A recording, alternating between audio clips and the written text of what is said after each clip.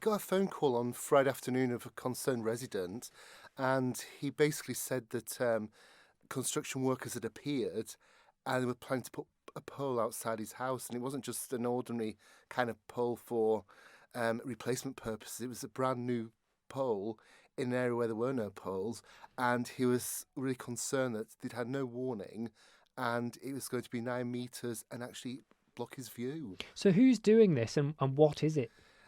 It's part of the national infrastructure, and that's the issue because you've got Manx Telecom, you've got the Department for Enterprise, and they're both kind of involved and trying to get to the actual key decision makers and say, let's halt this process, let's find out what's really required here, is quite a challenge. And is this part of the fibre rollout we heard that was being accelerated? Yeah. According to Gary Lamb, it's part of that process, and he seems to be referring back to the people at Department of Enterprise for clarification and updates. So it's quite confusing when you've actually got Manx Telecom, who kind of are heavily involved in it, aren't able to come up with a clear, fast answer, which we would expect from them. Well, we have contacted for the tape, I'll say, both parties, DFE and Manx Telecom. I just thought fibre, doesn't that usually get installed underground?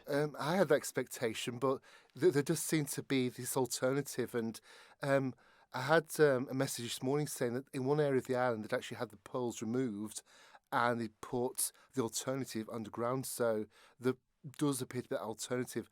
I actually have contacted them again and said what alternatives are available.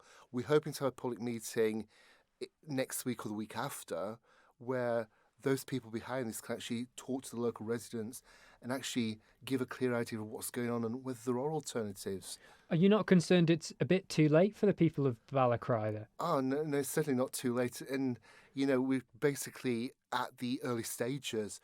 And one of the biggest problems is it seems to be drawn up by computers. There's kind of no real awareness of people's windows, people's drives, just how people live, to have these monstrosities appearing very close to where people live. It's a real concern. I'm sure that those people involved, if they are serious about helping us move forward, can come up with really good solutions. Well, do you think it's justified to have different planning rules for critical infrastructure, as they say? Because if this was a normal application, people would have had the normal chance to respond. Definitely. It does make you think, you could go home this evening and find out one of these poles has been installed in your front drive, and if it's public ground, that could happen, and that's a real concern. There's expectation that those people doing this are going to have the best interests of the local people at heart, but when they do something like this, you do think twice, definitely.